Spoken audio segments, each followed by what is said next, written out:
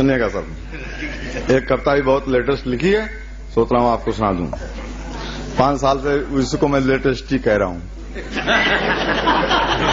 5 साल पहले लिखी थी मगर अभी भी लेटेस्ट है, क्योंकि कल भी हम पकड़े गए थे चौराहे पे, तो इसीलिए वो चलिए सुनाता था। जोरदार ताली बजा दीजिए, कविता आ रही है आपके सामने। अच्छा, हमारी एक भाभी जी यहाँ बैठी हैं, बहुत देर से सास बहू चक्कर में फंसी थी, तो हमने कहा कि ये वाली कविता जो सुनाता है 1 मिनट की कविता, उसके बाद आपकी फरमाइश। मुकुल भैया, कि सास जब बहू थी बिल्कुल गऊ थी। सास जब बहू थी बिल्कुल गऊ थी, पर उदास थी क्योंकि उसकी भी एक सास थी।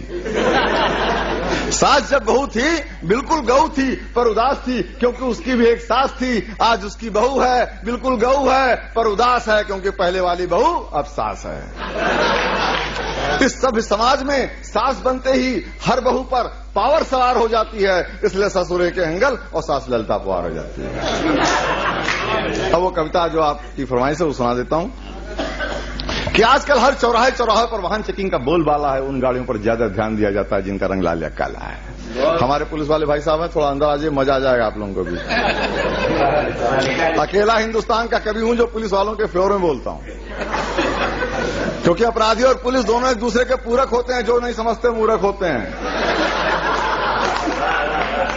ऐसे ताली बजती है, ऐसे बजती है।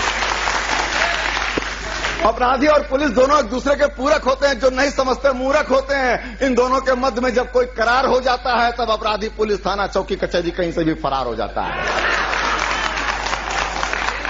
और आजकल अपराधी और पुलिस मुठभेड़ अब आम है। अपराधी और पुलिस मुठभेड़ अब आम है, यूं समझिए आम के आम गुठलियों के भी दाम है। बदमाश भी रिश्ता खूब निभाता है, बदमाश भी रिश्ता खूब निभाता है। जब तक जिया तब तक दिया, जब तक जिया तब तक दिया, बाद में भी निभा देता है। 2500 नगद और कांधे पर स्टार दिला देता है। अब वो कविता सुनाने जा रहा हूं जो वहां से शुरू की थी, सुनिएगा सर। कि आजकल हर चौराहे चौराहे पर वाहन चेकिंग का बोलबाला है। उन गाड़ियों पर ज्यादा ध्यान दिया जाता है जिनका रंग लाल या काला है। कभी कभी छोटी मोटी गाड़ी भी रोकी जाती है जो पान बीड़ी सिगरेट के काम आती है। कभी कभी छोटी मोटी गाड़ी भी रोकी जाती है जो पान बीड़ी सिगरेट के काम आती है। इसी क्रम में एक दिन मैं भी रोका गया, मुंशी पुलिया जा रहा था, टेढ़ी पुलिया पे टोका गया। इसी क्रम में एक दिन मैं भी रोका गया, मुंशी पुलिया जा रहा था, टेढ़ी पुलिया पे टोका गया। गाड़ी इधर लगाइए, बुलेट पे दरोगा जी बैठे हैं, कागज उधर दिखाइए। ऐसे होता ना, गाड़ी इधर लगाइए, बुलेट पर दरोगा जी के बैठे हैं, कागज उधर दिखाइए। इतना सुनते ही मैंने सिपाही की तरफ 50 का नोट बढ़ाया। इतना सुनते ही मैंने सिपाही की तरफ 50 का नोट बढ़ाया। सिपाही मुझे देख के मुस्कुराया, बोला शकल पे ना जाए तो आदमी समझदार लगते हैं।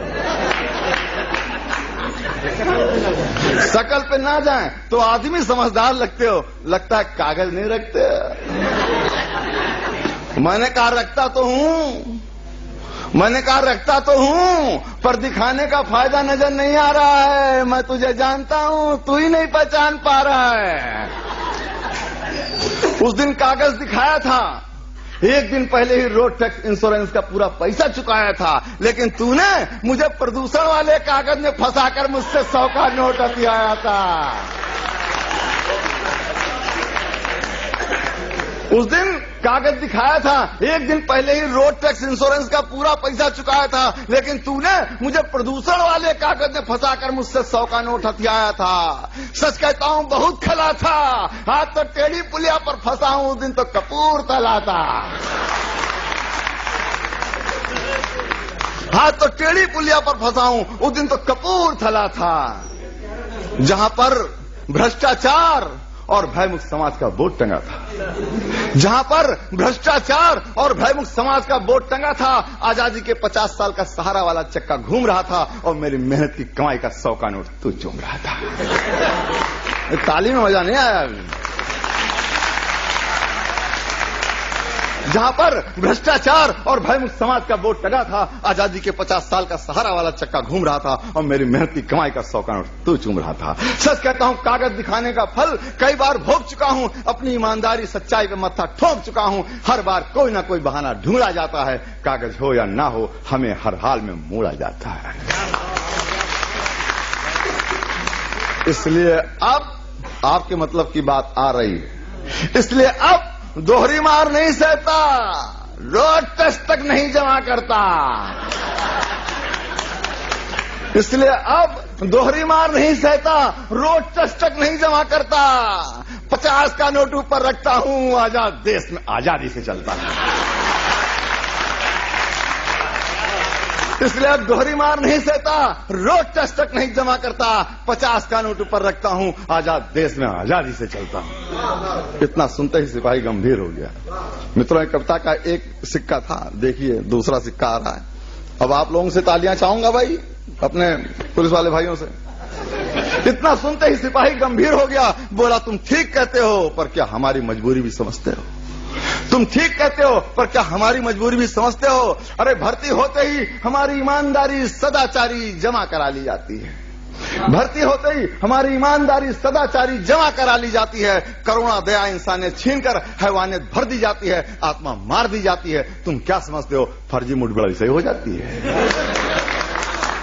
तुम क्या समझते हो, फर्जी मुठभेड़ ऐसे ही हो जाती है? अरे आत्मा से लड़ना पड़ता है, बदमाश तो बाद में मरता है, पहले खुद मरना पड़ता है।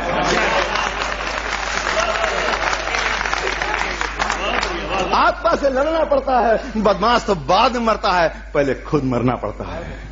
और फिर उंगली टेढ़ी कर चौराहे चौराहे पर घी निकालने के लिए छोड़ दिया जाता है। फर्ज की वर्दी पहनाकर भ्रष्टाचार के बाजार में झोंक दिया जाता है, जहां पर हर चीज बिकती है। मित्र, नौकरी के बदले गरीब के गुर्दे का सौदा करने वाले सब समाज में सिपाही की नौकरी मुफ्त नहीं मिलती है।